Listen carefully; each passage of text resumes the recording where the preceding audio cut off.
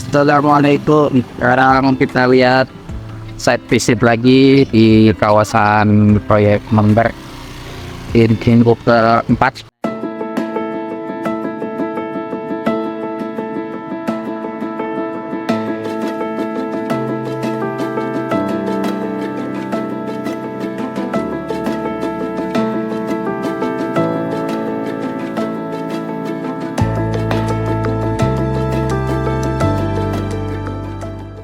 Alhamdulillah, lift sudah datang, pasir baru juga timah atas sudah datang, sudah dibongkar, sudah dipasang ini bata. Kita bikin trigger atau perancang.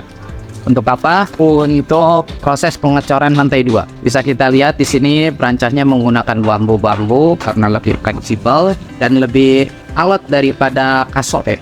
Dan bentuknya juga ini kecil, jadi nggak perlu pakai scaffolding yang besi, udah aja pakai bambu. Nah, kita lihat dulu, kita punya challenge yaitu di sini itu ada kolom existing. Sekarang alhamdulillah sudah kita bikin tiang baru, kemudian kita kaitkan ke balok baru. Nah, ini balok yang lamanya lebih rendah, lebih bawah.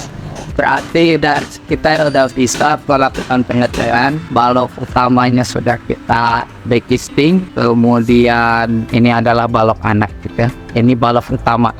Ada tiang di situ. Oke, ini suasana H-1 atau H-2 sebelum pengecoran. Kita lihat, kita cek yuk. Pertama kita pastikan ini castingannya itu mampu menahan beban dari bebannya orang, bebannya coran, dan beban air ketika pengecoran. Apabila kita menggunakan mesin pompa, itu juga ada beban tekanan castingan atau perancahnya.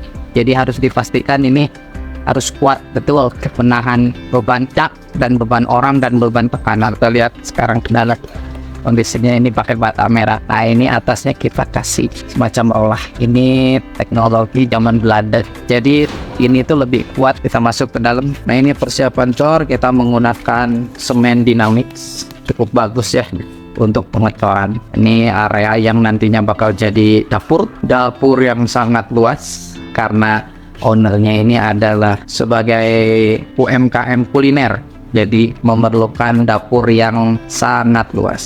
Ini merupakan coran baru, tiang baru. Ini tiang coran ini tuh menyatu dengan tiang yang lama, jadi istilahnya kita suntik. Baunya juga kita kasih cakar ayam. Dan ini kendalanya nih, ini kita bikin kolom baru untuk perkuatan lantai 2. Seringkali pembangunan yang rumah lama itu walaupun udah 2 lantai, tapi di sini kita tidak menemukan adanya slope. Ini menyebabkan ketidakseimbangan sistem konstruksi. Maka kita suntik juga, tambahin di sini slope.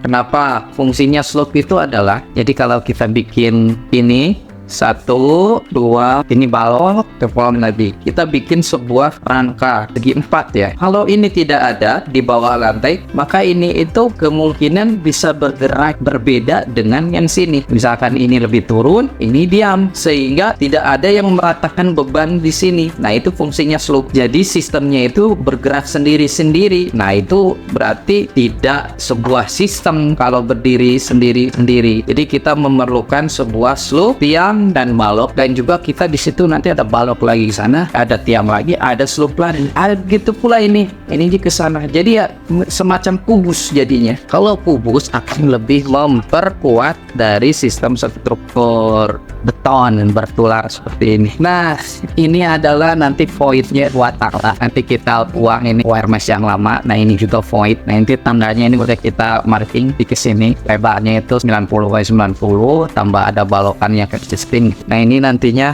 WC ya. Ini nampaknya yang harus dikorbankan secara arsitektur. Ini kita memprioritaskan sebuah ruangan yang aksesnya itu ke ruang kamar utama dan juga ke ruang keluarga.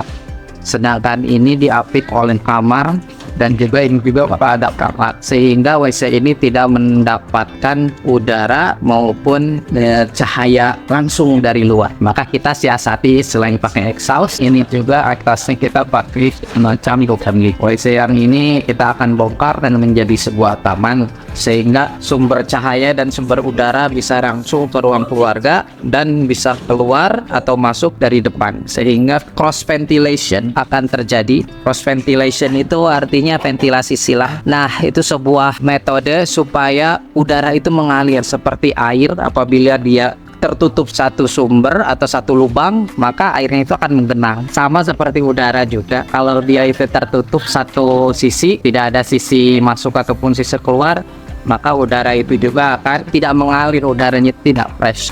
Nih kalau kita lihat ke atas, nah kita lihat penampakan dari kerjaan existingan lantai 2. Nah, ini menggunakan besinya ini balok anak ukuran 15 kali 20, memakai besi 13, ringnya pakai besi 8. Besi 8 jaraknya sekitar 15 cm. Wire mesh bawah atau tulangan bawah untuk plat menggunakan anyaman, jadi besi polos kita rangkai. Nah, atasnya yang kuning ini adalah wire mesh. Kenapa? Supaya kalau kita pakai besi anyaman ini lebih kuat terhadap beton yang existing nih. Jadi kita bisa ikat dengan lebih fleksibel.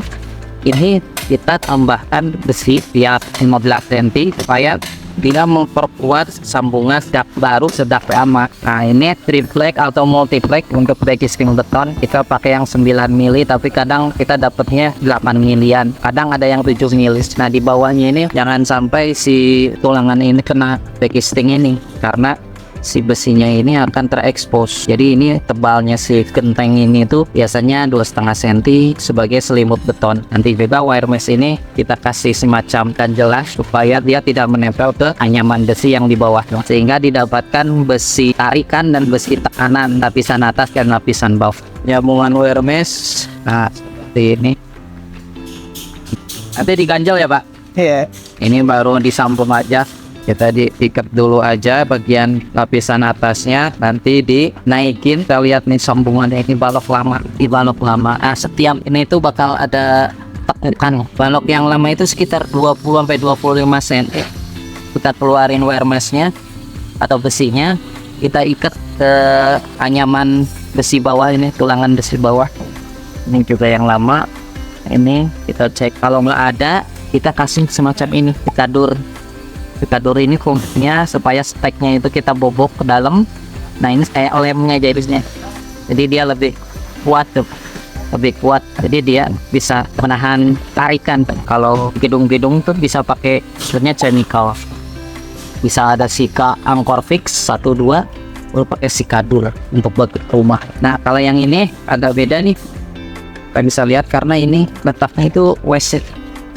Jadi kalau WC itu levelnya dia biasa lebih rendah daripada level tengah rumah, makanya kita ini belokin.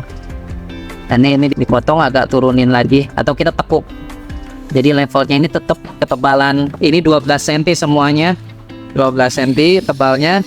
Nah, sedangkan untuk WC ini dia lebih rendah, nanti kita kasih waterproofing, kita kasih aspal cair, kita kasih membran, kita kasih sika 107. Nah, ini kolom praktis. Ini adalah kolom bawah yang nyambung ke atas. Ini kolom existing nih, kita tambahin aja. Kolom lama itu pakai yang besi 8, cincinnya 6, kecil banget. Kita kasih yang lebih besar lagi, besi 13. Ini besi 8 dan besinya full.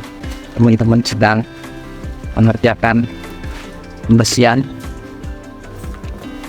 Sekian dulu dari proyek Melder minggu keempat. Doakan semuanya lancar dan semuanya bekerja dengan baik. Kita usahakan yang terbaik, tidak ada hal-hal yang tidak diharapkan. Terima kasih atas kunjungannya ke channel ini, semoga bermanfaat. Assalamualaikum.